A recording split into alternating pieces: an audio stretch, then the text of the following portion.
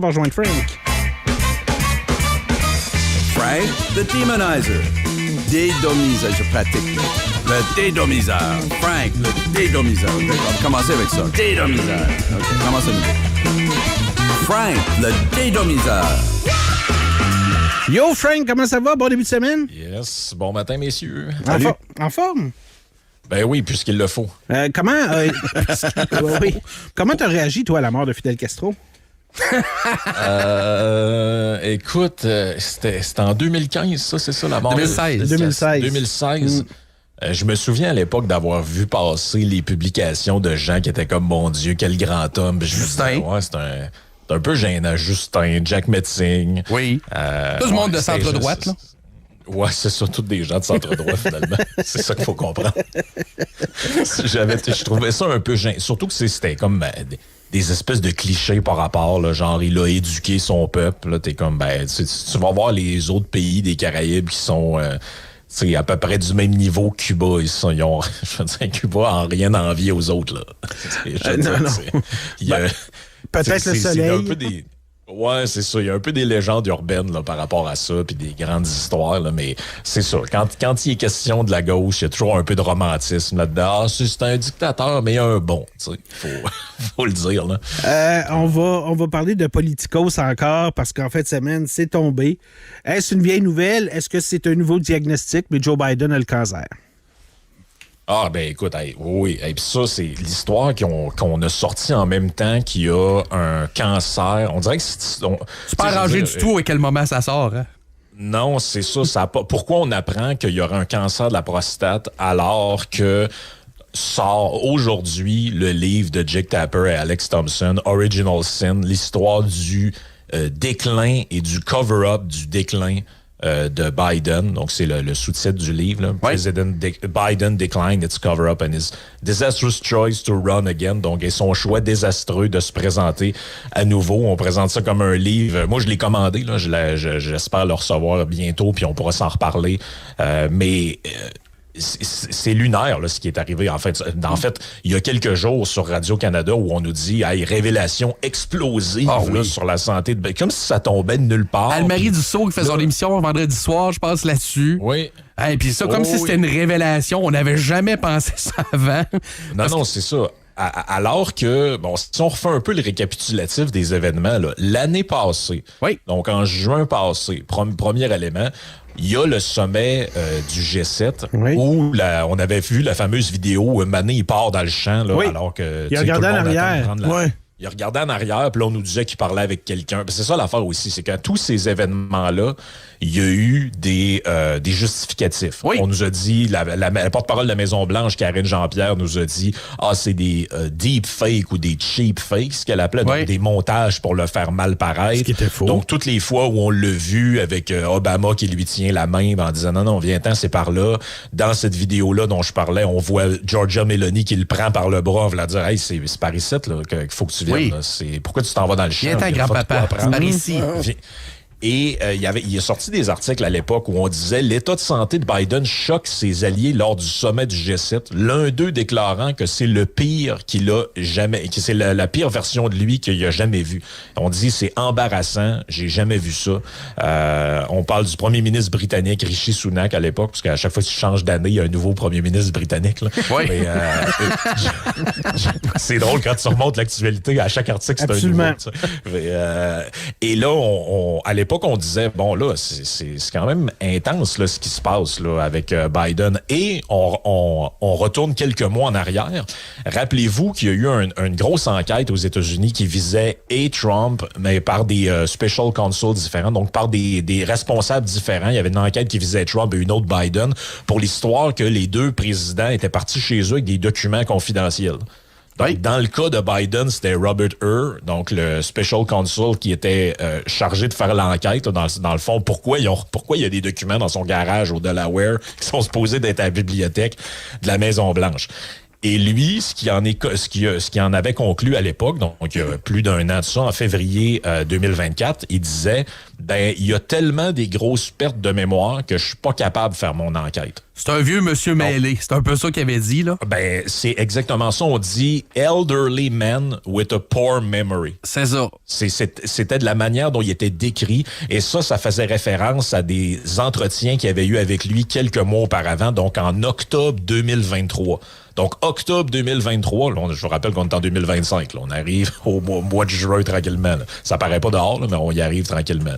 Donc, octobre 2023, le gars qui fait un entretien avec Biden lui dit « Ouais, il commence à avoir de quoi qui marche pas là, avec le président. » Parce qu'il pose des questions, puis il se rappelle plus de ce qui arrive. Il se rappelait plus... il se rappelait plus de l'année où son fils était décédé. C'est quand même important dans une vie, là. Tu sais, ce genre de choses-là. Il s'inventait des souvenirs. Oh oui, ça c'est l'autre chose. Justement, j'ai une petite compilation dans quelques instants. Là. Et là, ce qu'on apprendrait dans le livre de Tapper, parce qu'il y a des gens qui l'ont eu, évidemment, là, par copie de presse avant que ça sorte. Là. Moi, je suis pas assez important pour ça, là, mais il y a des gens qui l'ont eu. Et sur la BBC, un article qui parle de ça, dans lequel on dit que... rappelez-vous l'histoire de quand ça a commencé à sortir qu'il allait se retirer et qu'il y avait de la pression pour se retirer. Qui a sorti publiquement pour dénoncer le fait que Biden était diminué? C'était George Clooney. Oui. Et on s'est tous dit, mais pourquoi George Clooney? Qu'est-ce qu'il vient voir là-dedans? Apparemment que dans le livre, on apprend l'histoire. C'est qu'il y a eu à un moment donné un événement de levée de fonds. Biden est arrivé et il n'a pas reconnu George Clooney. C'était comme, c'est qui ce gars-là? Alors qu'ils se sont vus souvent, là.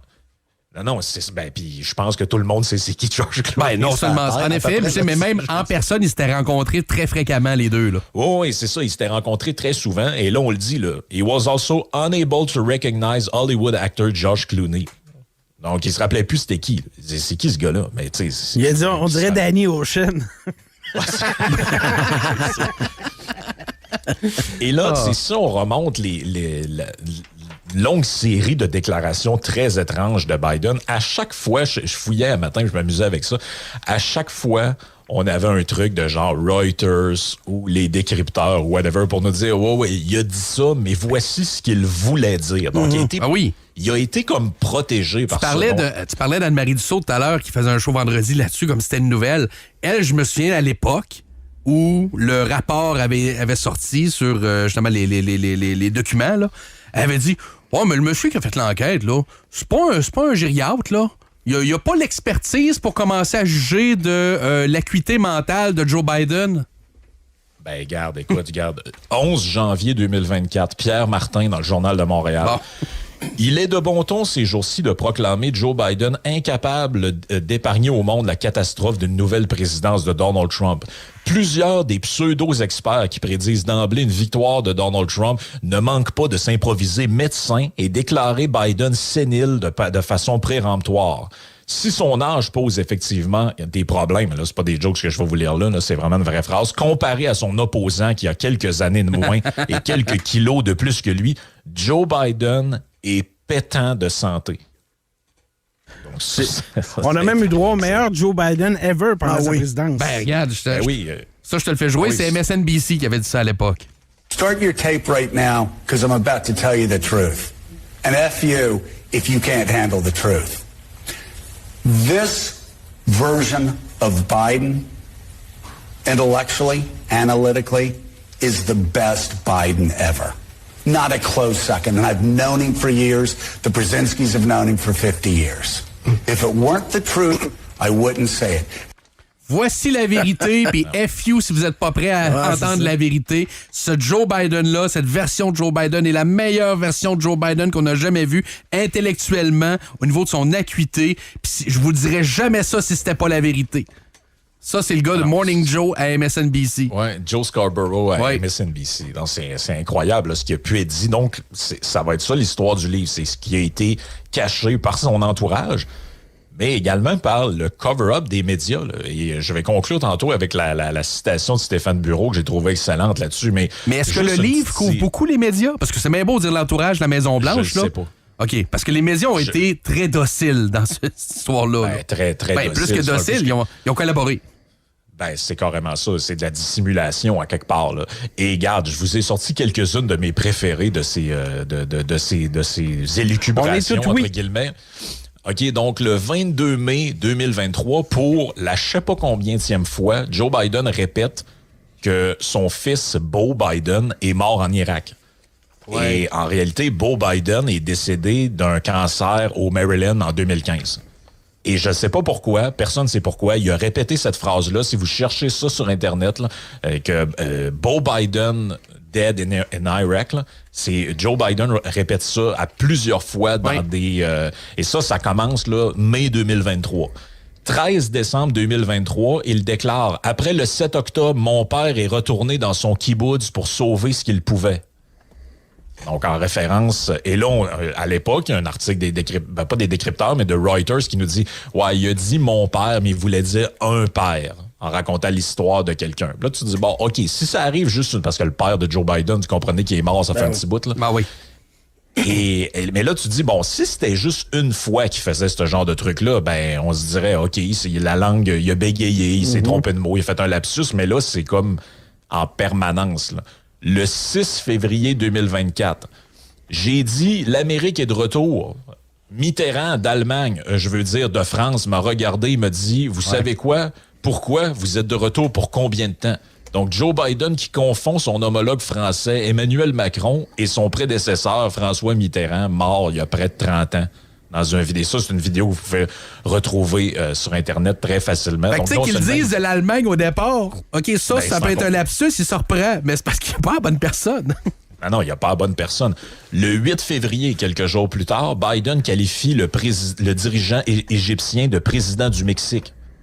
Donc, il parle dans une vidéo, puis il dit, là, j'ai parlé avec... Parce qu'il parle de Gaza à ce moment-là. Et là, il dit, j'ai parlé avec le président du Mexique, ils vont ouvrir la frontière. Ouais. Là, les gens disent, non, mais il n'y a pas de frontière avec le Mexique. Ah, mais il s'est trompé. OK, il s'est trompé encore. 22 avril 2024, ça, c'est un de mes préférés. Biden insinue que son oncle a été mangé par des cannibales. Hein? Donc, oui, c'est vrai. Du sel, du poivre, un peu de poudre d'ail. Oui, oui, ben il dit que son oncle, que je me souviens plus de son nom, était pilote pendant la Deuxième Guerre mondiale et que son avion serait écrasé en Papouasie, Nouvelle-Guinée, et que son oncle a été mangé par des cannibales. Et là, il y avait eu comme une genre de mini-crise diplomatique parce que le président ou premier ministre, je sais pas trop c'est quoi le titre du chef d'État là-bas de Papouasie, est sorti en disant que ça avait pas de bon sens de dire qu'en Papouasie, il mangeait... qu'il y avait des cannibales. En fait, il a dit on n'a même pas de chaudron assez gros. Et un autre, en petite dernière, le 4 juillet 2024, Biden affirme à tort, évidemment, qu'il est la première femme noire à servir avec un président noir sur une station de radio basée à Philadelphie. Et là, ça, là, c'est juste... Savez-vous quoi? Celle que j'ai sortie, c'est juste celle que je me rappelais. Ah oui. Parce que j'étais facile à trouver. J'étais comme, ah oui, il avait dit ça, il avait dit ça. Puis là, j'étais tout été capable de retrouver les articles dont on parle. Rajoute à ça qu'il a dit salut à une personne qui n'était pas là puis qui a donné la main dans le vide. Là. Oui, c'est déjà arrivé, ça aussi. Puis rajoute à ça qu'il a appelé Zelensky Poutine devant lui, là. Et là, et je pense la bonne conclusion de ça, c'est Stéphane Bureau qui l'a fait. Il dit « Joe Biden était depuis combien de temps aux abonnés absents avant que nous ne prenions la mesure de son état lors du débat présidentiel du 27 juin 2024? » Et là, ça, écoute, je sais pas si les gens s'en rappellent, là, mais le débat, là, ça avait été un moment de déconfiture, mais incroyable. Ben, j'ai l'Excel plus quelle heure, là. Ah, si tu veux, on peut le passer parce que je pense que c'est bon de le rappeler. And I'm going to continue to move until we get the total ban on the total initiative relative to what we're going to do with more border patrol and more asylum officers. President Trump? I really don't know what he said at the end of that sentence. I don't think he knows what he said either. Look. J'ai absolument rien compris. Ouais. C'est Trump là, qui... OK, réplique Donald Trump. J'ai aucune idée de ce qu'il vient de dire, puis je pense que lui-même, il n'a aucune idée de ce qu'il vient de dire. Ah non, mais c'est incroyable. Donc là, à ce moment-là, on pouvait plus le nier, là. Non. Et là, le bureau, il dit, 1 an plus tard, il est de bon ton de poser la question. Là, 1 an plus tard, tout d'un coup, les journalistes, s'il y avait comme de quoi qui marchait pas, ben, je sais pas, il y a des gens qui disaient ça depuis 2, 3, 4 ans. Et là, il dit, pourtant, ceux qui osaient faire pareille date, qui osaient le faire à pareille date l'an dernier étaient souvent rangés dans le camp des conspirationnistes au service de la propagande de puissances étrangères favorables à l'élection de Donald Trump. Parce que les médias n'ont pas fait le job. Hey, moi, je pense que son prochain point est vraiment bon. Il dit, le vice s'explique par une logique débile et condescendante qui consiste à dire qu'il était préférable de mentir et même de court-circuiter le bon sens démocratique au nom d'un plus grand bien, stopper Donald Trump. Et ça, là, tu sais, quand on parle de... Je m'appelle Pascal. Oui. Moi, je pense que des gens là, qui haïssaient tellement Trump et qui voulaient tellement pas le voir se faire réélire, qui ont préféré cacher des affaires, minimiser, parce que, tu sais, tout le monde le voyait. Là. Mais ça, là, l'impact que ça a à long terme, là, c'est que c'est un peu comme la phrase le dit, je t'en veux pas parce que tu m'as menti, je t'en veux parce que je pourrais plus te croire. Ben, c'est ça le problème de ça, c'est qu'il y a des gens qui ont usé la crédibilité qu'il y avait ou qui leur restait, et là on se dit, ben s'ils ont caché puis ils ont menti à ce point-là en nous faisant croire que non, ce qu'on voyait, c'était pas ce qu'on voyait, c'était tout des montages, c'était tout des trucs pris hors contexte, mais à un moment donné, là, tu sais, là, les gens, ils étaient pas fous, là. Non. Et là, on vivrait sans doute dans un monde meilleur si la population collectivement avait la mémoire et la rancune d'une femme cocue. Ben, oui, parce que c'est une forme de coquillage médiatique, cette affaire-là. Là. Ah oui. Tu sais, que les gens se sont fait d'un homme, imaginer, là, je l'ai genré, oui. j'aurais peut-être pas dû, mais... Oh, ben, Mais peu importe. Nos médias, ici au Québec, là, ils ont embarqué là-dedans à 2 pieds et volontairement, là, parce qu'ils détestaient Trump aussi. Et posez-vous la question, il n'y a pas d'histoire de santé mentale à cacher, puis il n'y a pas d'histoire de santé à cacher non plus.